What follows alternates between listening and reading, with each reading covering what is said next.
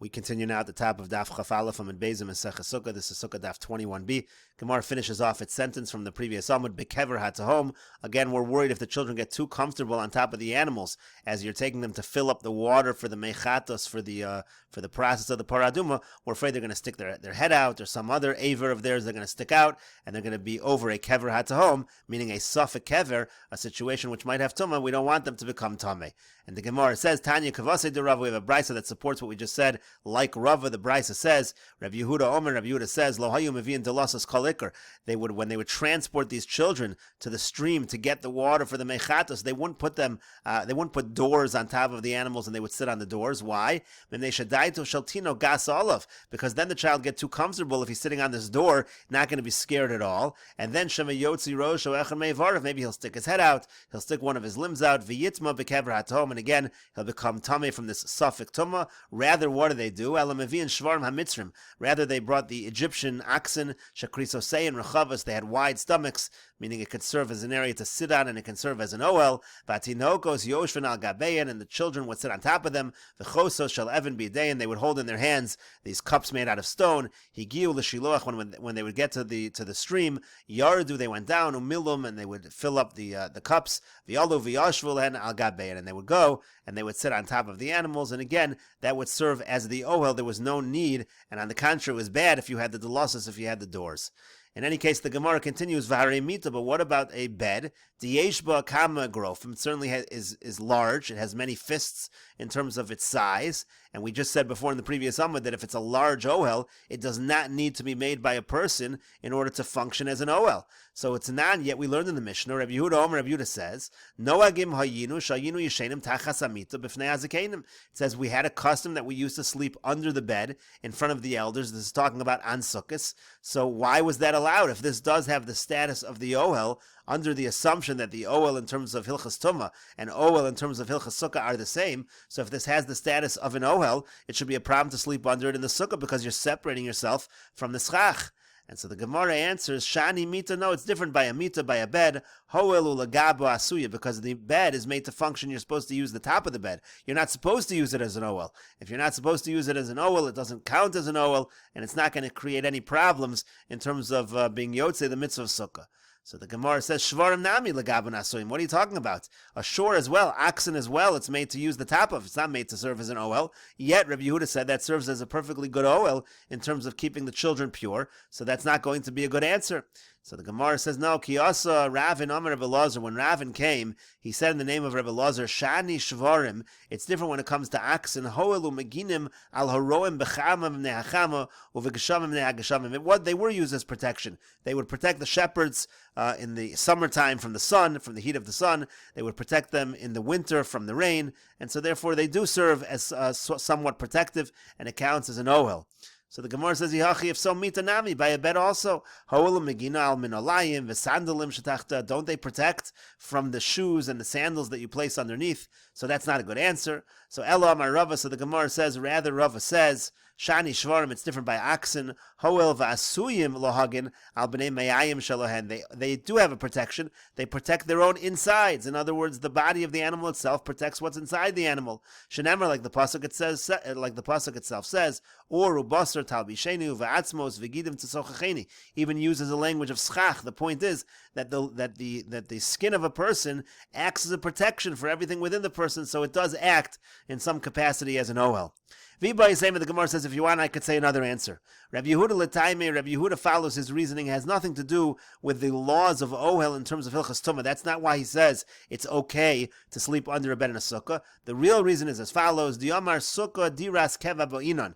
Rabbi Yehuda holds that sukkah needs to be a permanent ohel, a permanent living quarters that you're living in over the holiday of Sukkot. V'havalei mita diras arai, and therefore the bed is considered a temporary dwelling place.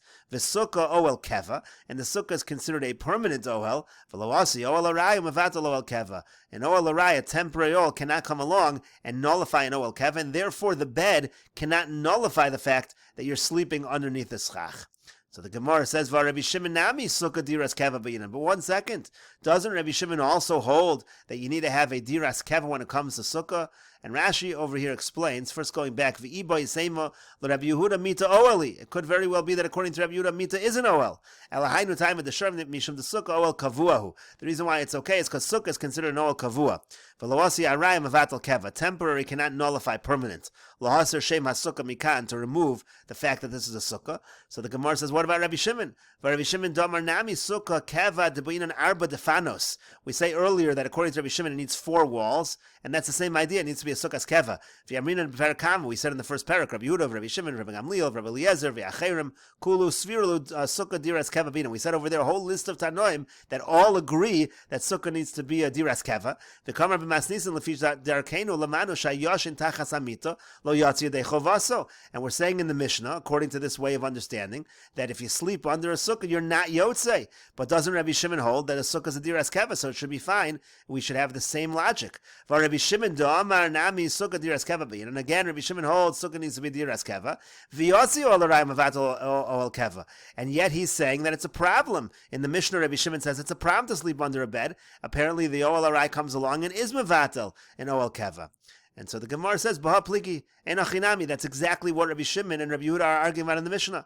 Mar savar asi ol aray mevatel ol keva. One of them says an ol aray could come along and nullify an ol keva. Umar savar, the other one says lo asi ol aray mevatel ol keva. That an ol aray cannot come along and nullify an ol keva. Everybody agrees sukkah diras keva. That everybody agrees. Question is, does an ol aray, is it mevatel the ol keva or not? That's going to determine whether it's a problem to sleep under the bed in the sukkah. And the Gemara continues at the 2 dots, quoting the Mishnah. Rabbi Shimon said, Maisa b'tavi avdo. This is the Rabbi Shimon we just quoted a moment ago. The Rabbi Shimon says in the Mishnah that it's actually a problem to sleep under a bed in a sukkah. He learns that out from the discussion of Rabbi Gamliel, because Rabbi Gamliel talked about the fact that his servant, Tavi, slept under the bed, because really that is not a way to fulfill a sukkah, the mitzvah of sukkah, but Tavi wasn't obligated in the mitzvah of sukkah because he was an Eved.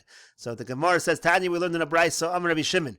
Rabbi Shimon says, Misichaso shel Rabbi Gamliel, from the conversation of Rabbi Gamliel, Lamadnu, we learn out Shnei Devarim. We learn 2 halachas. Number 1, Lamadnu, we learn out Shavadim Peturim and Sukkah. We learn out that Avadim are patur from Sukkah, slaves are patur from Sukkah, as we see by Tavi. The reason he slept under the bed is because he wasn't chayiv in Sukkah anyway.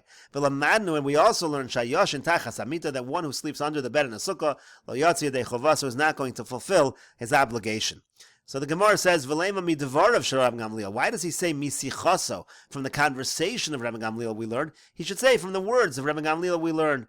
And the Gemara says, Milsa agavorche kamashmon, he's teaching us something else along the way. Kihod amar avacha barado v'amri lo amar avacha barado amar Rav Hamnuna amar Rav. It's like that which Avacha barada said. Some people have the version that it's Rav Acha barada who said in the name of Rav Hamnuna, who said in the name of Rav. Minayin, how do you know shafilu sichas talmidei chachamim tzricha limud, that even the mere conversation of talmidei chachamim, you need to study it, you can learn things from it. Shenemar, like the pasuk says, v'yoleu lo yivol, it talks about the righteous, and it says that their leaves will not wither. The idea is even their leaves, not only their fruit, which is their Torah, but even the leaves, even their conversation, that's something that you have to pay attention to and learn from. And the Gemara continues with the Mishnah, Hasomech Sukkaso Bekare Amit. If somebody supports his sukkah using the legs of a bed, Kasher, it's going to be kosher. Rabbi Yehuda says, if it cannot stand on its own, if it needs that support from the bed, Psula, then it's going to be Pasal. Rashi says, Bekare Amita Mita Shlema. We're talking here about a full bed. Rabbi Yehuda Omer, Taimim Mefarsh Begemara. Rabbi Yehuda will explain in the Gemara why Rabbi Yehuda says that it's a problem. So the Gemara says, my time with Rabbi Yehuda, what's the reason of Rabbi Yehuda? Why is it a problem to support the sukkah using the bed?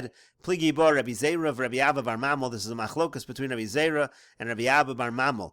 Chad Amar 1 says, B'mnei she'ein lo keva, because it's not permanent. As Rashi over here says, she'ein lo keva, she'metaltelas al yedei mitan. You're now able to move around your sukkah if you move the bed. For Rabbi Yehuda l'taimei damar sukkah diras keva ba'inan. This would be Rabbi Yehuda following his opinion that sukkah needs to be a permanent structure. This would be like a temporary structure. The Chad Amar, and the other one says, B'mnei she'ma'amida b'davar ha'mekabel tumah. It's a different problem. The problem is you're now supporting the schach with something that's makabel tumah. It's not only a problem that the schach, when the schach is something that's makabel tumah, it's even a problem if you're supporting the schach with something that's makabel tumah. Rashi says, Shema'amida v'yafa pishalo lamadnu psul elo l'schach.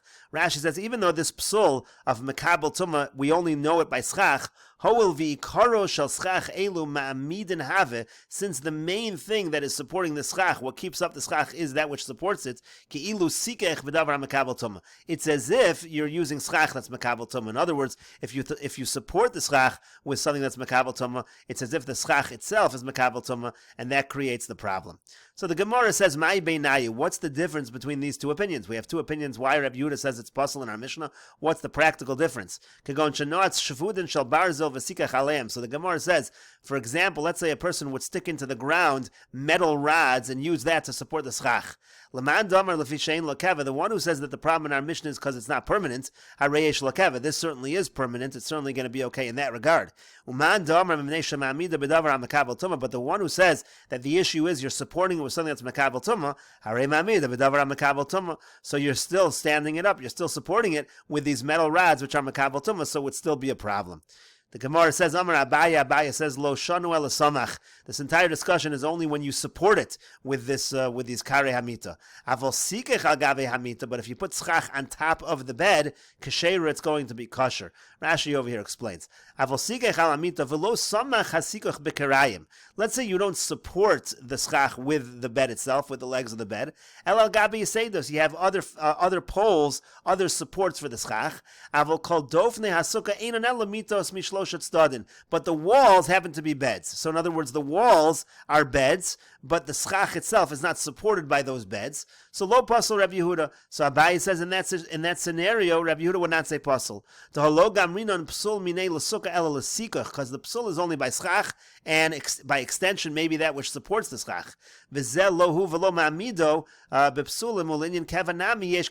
But in this case, the schach is not mekabel tuma, the support of the schach is not mekabel tuma, and even if you go by the understanding that the problem with the bed is that it is not permanent, but here also the schach is being supported in a permanent fashion. The walls, maybe that's a different story, but that's not an issue. The issue is only with regards to the schach. That's what he's saying. If you put the schach on top of the bed, but it's not being supported by the bed, it is kosher. My time, what's the reason? According to the one who says the issue in the Mishnah was that it's not permanent, here the schach at least is permanent. According to the one who says the problem in the Mishnah was you're supporting the schach with something that's mekabel tuma. Again, in this case, where you're supporting the schach with something else, not with the bed, you're not supporting with something that's mekabel tuma, and therefore it's okay. We'll continue with this discussion in the next video on Daf Chaf Beis Amud Aleph.